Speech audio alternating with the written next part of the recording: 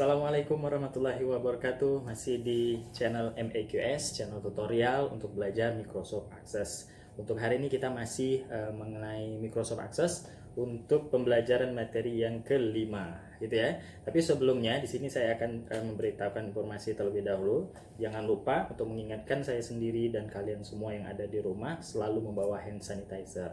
Karena di sini hand sanitizer sangat berguna untuk kita, kemanapun kita berada kita bisa menyemprotkan di tangan seperti ini agar kita terhindar dari virus-virus yang sekarang ini banyak ada di sekitar kita. Oke, di materi kali ini kita akan membahas di pertemuan sebelumnya kita masih menggunakan tabel ya. Tabel di situ kita ada materi pembahasan mengenai lookup wizard. Nah, untuk lookup wizard untuk materi yang kelima ini, kalau kemarin bedanya ya, di situ kita menggunakan lookup wizard yang isi atau listnya itu kita buat sendiri gitu ya.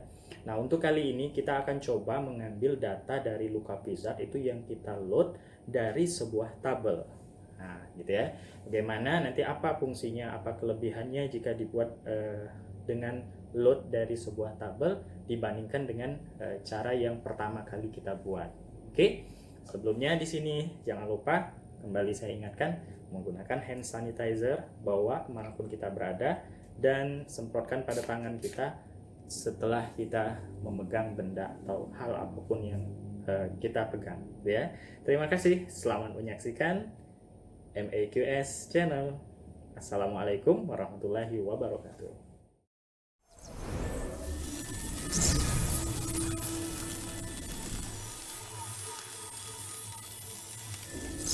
Oke, kembali kita lanjutkan untuk tutorial Microsoft Access yang kelima ya.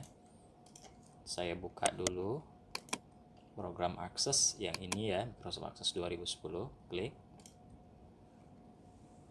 Oke, masih sama, kembali kita open saja.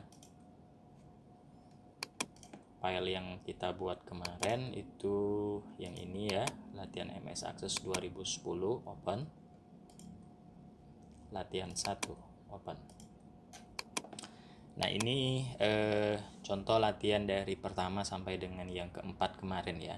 Nah, hari ini kita akan coba bagaimana cara membuat lookup wizard ya. Saya akan kasih tahu dulu lookup wizard itu seperti apa. Di sini ada tabel data siswa, ini ya.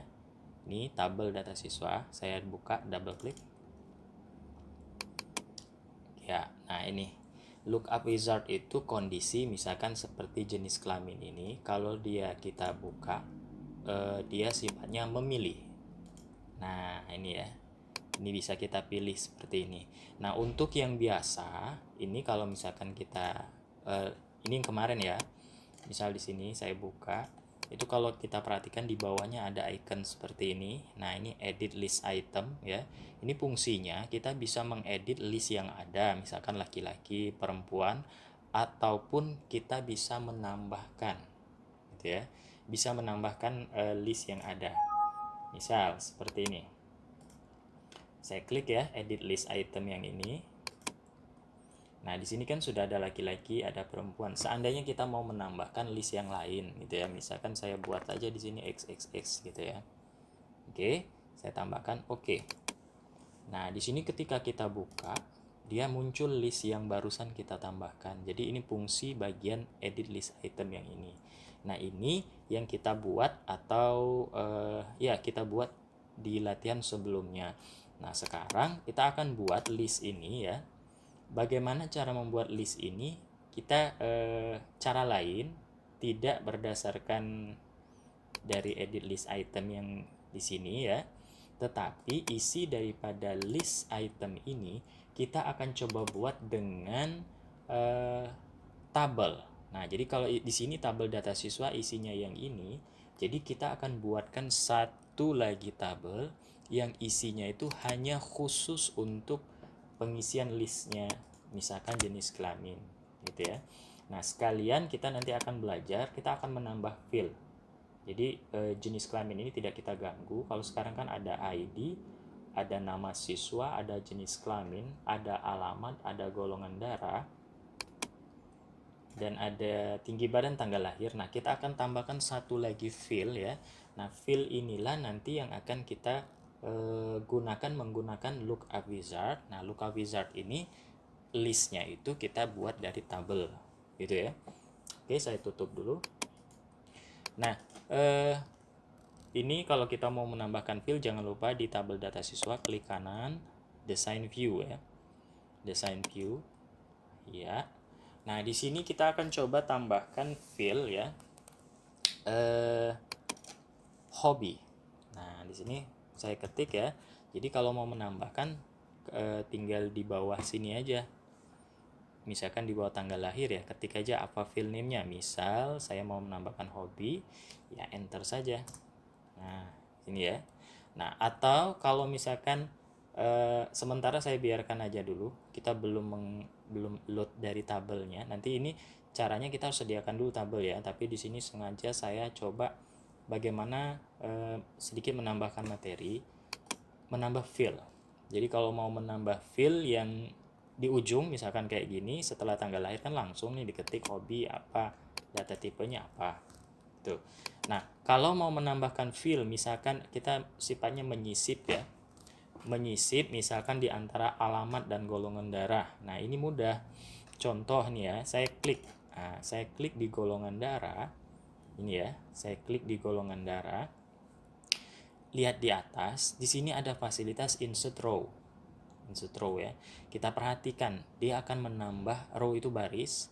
Kira-kira di mana dia akan disediakan kolomnya. Saya klik insert row. Nah, dia akan kolom yang ditambahkan itu berada di atas field name yang kita klik tadi. Ini intinya tinggal dikondisikan saja. Oke ya. Contoh di sini saya buat misalkan kita mau menambah apa ya? Misalkan kita coba menambah kelas saja lah ini ya. Kelas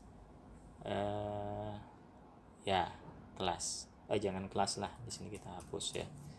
Kita buat aja gini, asal daerah. Nah, ini ya, asal daerah. Oke, asal daerah. Data tipenya teks, karena kan nanti isinya misalkan kayak Palembang, Jakarta, Bandung. Nah, itu ya, kita biarkan aja teks. Jadi intinya kalau menambah field yang posisinya menyisip atau di tengah-tengah seperti tadi gitu ya, klik di mana dan insert row, dan ingat setelah diklik insert row, field ini dia akan menambah di atas field yang kita klik tadi. Kalau misalkan dia langsung ke bawah ya berarti seperti ini aja, langsung tambah hobi apa gitu ya. Nah, sekarang kita hobi ini kita hapus. Ini saya hapus ya. Oke, dia minta isi dulu ini ya. Kalau ininya berarti yang kita hapus nanti gini. Nah, kalau mau menghapusnya gini aja, arahkan mouse seperti ini. Nah, sampai ada panah hitam seperti ini ya, di sini posisinya klik sekali. Nah, kalau sudah diklik sekali, dia akan berubah menjadi seperti ini ya. Delete aja, delete row. Nah, hilang dia gitu ya. Nah, ini kita simpan aja dulu. Tadi kita tambah asal daerah dan teks. Itu cara menambah field ya, baik di bawah ataupun di tengah. Saya save dulu ya, saya tutup. Kembali kita akan ke materi intinya. Kita akan membuat satu lagi tabel, tapi tabel ini khusus untuk tabel hobi. Nah, gitu ya. Kita akan buat dengan cara lain gitu. Nanti ada fungsinya mungkin di tutorial kedepannya seperti apa sih maksudnya dengan cara ini, apa bedanya dengan cara sebelumnya gitu ya. Tidak masalah. Nah, untuk membuat tabel seperti biasa jangan lupa kita masih dari create. Dari create ini ya, kita pilih tabel. Nah, sudah muncul tabel 1 seperti ini. Selanjutnya pilih design. Yang ini ya, kalau saya tunjuk arahkan ini dia view. Nah, ini di bagian kiri atas gambar seperti ada mistar, pensil. Di sini ada view ya, ini klik aja, klik. Nah, ini kita kasih nama misal saya kasih nama tabel hobi ya. Nah, tabel hobi karena memang ini kita akan membuat tabel hobi. Oke ya. Nah, di sini sudah ada isinya gitu ya. Nah, isinya ini tinggal kita isikan di sini. Ini saya tidak usah pakai ID ya. Nah, ini saya hapus saja. Kalau mau menghapusnya gampang, tinggal kayak tadi, klik seperti ini, delete aja. Yes. Nah, jadi kosongkan seperti tadi ya. Nah, di sini saya tulis saja hobi. Oke, hobi. Di sini biarkan teks biasa. Ya, teks biasa. Tapi teks biasa ini jangan lupa karakter yang disediakan hanya 255 gitu ya. Kalau mau lebih karakternya lebih banyak itu gunakan saja Mimo. Nah, jadi dia tidak ada pembatasan gitu ya. Dia bisa lebih banyak intinya. Jadi hobi di sini saya gunakan data tipenya Mimo. Cukup satu field ini aja. Karena memang ini khusus untuk hobi saja. Oke. Satu field ini ya, saya save. Nah, saya pastikan save aja. Nah, ini saya close. Ya, kita isi aja hobinya apa di sini ya, hobi. Double klik ya, seperti biasa. Nah, misalkan di sini saya tulis saja membaca buku, enter. Kemudian memancing, enter. Ya, saya tulis lagi bermain sepeda. Enter lagi. Kemudian apa ya, hobi menyanyi. Nah, kemudian bermain alat musik, dan seterusnya. Ini contoh yang contoh saja ya, saya buat kurang lebih 5 ini ya. Saya pastikan save. Nah, save, saya tutup. Oke, ini tabel hobi sudah ada kurang lebih 5 ya. Nah, sekarang kita akan kembali ke tabel data siswa. Nah, kembali ke tabel data siswa, kita mau menambahkan field hobi tadi, tapi isi daripada list hobi kita ambil dari tabel hobi ini, gitu ya. Nah, kalau mau menambah field jangan lupa klik kanan, design view. Nah, ini ya, saya tambah di bawah saja. Di sini saya tulis hobi. Oke, ini field yang akan kita tambah hobi ya. Berarti kita ketik hobi ya. Enter. Nah, jangan lupa data tipe ini kita pilih lookup wizard. Nah, diklik. Ya. Nah, di sini ada lookup wizard itu kan dia ada dua pilihan. I want the look field to get value from another table or query. Nah, kalau sebelumnya kan kita pilih yang ini. I will type in the value that I want. Nah, ini sudah pernah kita cobakan. Dan hasilnya seperti di tutorial 1, 2 itu ya, di pertama ya. Nah, sekarang kita akan coba apa sih fungsi yang pertama, I want the look field to get the values from another table or query. Nah, ya intinya di sini kita memilih listnya itu dari tabel atau query. Nah, sekarang kita contoh dari tabel. Oke ya, saya pilih yang pertama, next. Ya, di sini intinya ada view 3 pilihan, tables, query. Nah, query dia banyak munculnya ya, buat itu gabungan antara tabel dan query. Nah, tabel memang ada 2 karena baru 2 kita buat. Kalau query banyak nih. Nah, perlahan kita pelajari. Saya akan mulai mempelajari men-share tables, tables.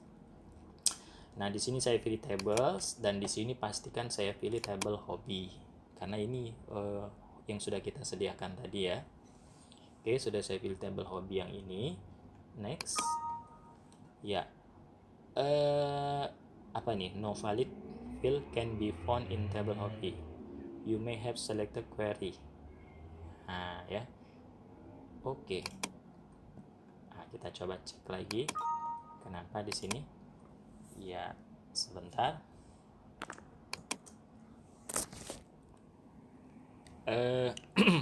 Oke, kita lanjut ya. Nah, ini lihat nih ya, ada peringatan lookup wizard, no valid field can be found in the table lobby. Nah, ini maksudnya ya. Sekaligus saya jelaskan. Ini maksudnya gini, ini kita oke dulu.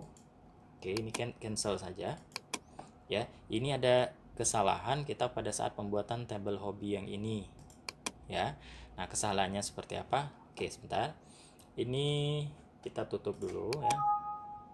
Yes saja. kita kembali ke tabel hobi ya. Nah, ini sekaligus caranya kalau ada muncul pesan seperti tadi ya. Design view. Nah, ini kan hobi ya. Hobi, memo. Ini dia harus kita pasang primary key. Gitu ya. Primary key itu yang ini, primary key. Tapi kalau kita perhatikan di sini dia primary key-nya itu disable, tidak aktif ya. Bagaimana cara mengaktifkannya? Nah, ini primary key ini dia tidak bisa untuk memo yang ini. Ini hobi ini kita coba gunakan saja teks. Oke ya, kita ganti memo jadi teks. Nah, kalau sudah diganti jadi teks nih, lihat primary key-nya dia aktif. Saya klik ya. Nah, di sini kan ada lambang kunci. Nah, intinya ini kita harus kasih primary key. Oke.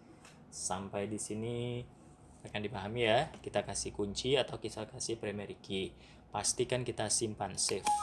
Nah, di sini katanya some data may be lost, ya nggak apa-apa, ini yes aja. Yes. Same data itu maksudnya kalau ada data yang sama ya, karena primary key dia tidak bisa menyimpan data yang sama. Oke, yes. Tutup. Kita cek aja tabel hobinya, double klik. Nah, ini masih ada ya. Oke.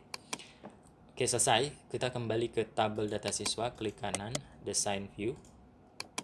Kita kembali ke hobi tadi ya. Nah, ini dibuka, pilih lookup wizard tadi. Tetap pilihan yang pertama, next. Kita tetap pilih tables dan pilih table hobi ya, next. Nah, di sini ada available field, nggak muncul lagi kan pesan tadi ya. Field yang tersedia ya hobi. Ini kita pindahkan ke sini, selected field, pindah ke sini ya. Jadi kalau mau mengembalikan field hobi ini ya gini aja. Nah, mau pindahkan ke sini, nah ini ya. Oke, next. Ini bisa diabaikan. Ini saya kira udah paham semua ya. Ini maksudnya pilihan fillnya apa, bisa kita sort, bisa ascending gitu ya. Tapi ini kita nggak usah diatur aja, bisa langsung next saja ya. Next. Nah, ini fillnya tadi langsung masuk dia ya. Next lagi ya, terakhir finish. Nah, ini the table must be saved before relationship can be created. Save now, yes ya. Sama nih, some data may be lost lagi, yes lagi. Oke, kita save, pastikan ya. Nah, selesai ya, saya tutup. Kita akan coba sekarang hasilnya seperti apa. Saya double klik ya tabel data siswa. Ini kita lihat tadi kita menambahkan di sini ada asal daerah, nggak apa-apa, ini kita isi sesuaikan saja ya. Nah, ini bisa saya klik panah ke bawah aja di keyboard, walaupun nggak sesuai itu dengan alamat nggak masalah. Intinya di sini kita isi fillnya ya, Bandung ataupun Surabaya, Medan, Padang. Oke, sudah. Nah, sekarang kita coba geser. Nah, di sini ada hobi ya. Oke, kita coba buka hobi. Nah, dia tidak ada lagi item edit list ini. Kita pilih yang ini, lanjut kita pilih lagi, ini kita pilih, iya kita pilih aja nih intinya. Nah, kira-kira nanti kalau sekarang sih metode ini sepertinya tidak terlalu penting ya, tidak terlalu kelihatan manfaatnya. Tapi nanti ketika kita membuat program atau aplikasi dengan akses ini yang sifatnya dia bermain kayak server, jadi ada dua aplikasi server, metode load table seperti ini sangat penting. Maksudnya gini, kalau kita tanpa menggunakan metode load table seperti ini ya, atau dengan cara yang biasa, ketika ada penambahan fill baru, kita harus menambahkannya manual gitu ya, menambahkan manual dengan mengklik edit list item. Itu bisa tetap, intinya tidak jadi masalah. Nah, tetapi kalau misalkan kita membuatnya dengan cara ini, karena kita menggunakan metode client server ya, kita bisa mengontrol. Misalkan di sini ada penambahan satu lagi hobi ya. Nah, misalkan ini saya tutup dulu. Oke, close ya. Yes. Nah, misalkan ada kita tambah list lagi hobi ya. Hobinya misalkan membaca buku. Nah, kalau menggunakan metode server client, seandainya kita tambah di sini ya, saya buka. Nah, saya tambah lagi nih ya, membaca buku. Apa tadi? Sudah nih ya, membaca buku. Olahraga aja. Olahraga. Oke, nah gini ya, saya tambah. Jadi saya nambahnya di tabel hobi ini ya, di tabel hobi ini. Oke, saya tutup. Misal tabel data siswa saya buka lagi. Coba kita lihat ya. Nah, di sini kan sudah nambah. Jadi kalau misalkan menggunakan metode server client, kita hanya satu tempat aja yang kita tambah atau kita rubah. Jadi nanti di tempat yang sudah kita sebar atau tanam aplikasi-aplikasi itu, dia akan berubah semua.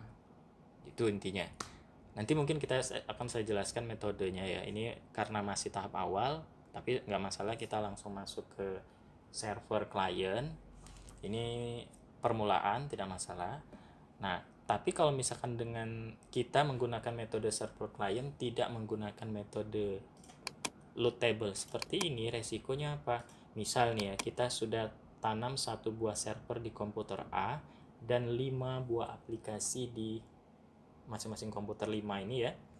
Ketika dari 5 tempat yang sudah kita tanam ini ada perubahan salah satu field, ya kalau menggunakan cara awal kita ya akan menambah atau mengurangi field itu satu-satu di masing-masing 5 ini. Misal komputer 1 ya harus kita tambah, kita kurangi ya di komputer itulah. Nah, tapi kalau misalkan dengan metode ini kita ketika kita tambah satu field baru, misalkan di tabel hobi ini tambah satu field baru, maka di 5 tempat ini, di 5 komputer ini dia menambah semuanya otomatis. Begitu juga kalau kita kurangi, dia akan berkurang juga satu persatu. Itu kelebihannya. Silakan dipahami perlahan ya. Untuk metode ini seperti itu. Nanti kita akan lanjutkan lagi mungkin di tutorial berikutnya, akan ada pembahasan lebih jelas lagi. Tapi yang pasti di sini saya jelaskan seperti itu caranya kalau misalkan menggunakan lookup wizard dengan load dari tabel gitu ya. Oke, mungkin untuk hari ini seperti itu saja pembahasannya. Terima kasih untuk yang masih setia menyaksikan MAQS channel. Jangan lupa diikuti tutorial sebelumnya ya, karena tutorial yang saya buat di sini sifatnya bersambung atau continue dari pertama sampai dengan hari ini. Saya tutup ya. Oke. Terima kasih atas waktu dan perhatiannya. Saya ucapkan Assalamualaikum warahmatullahi wabarakatuh.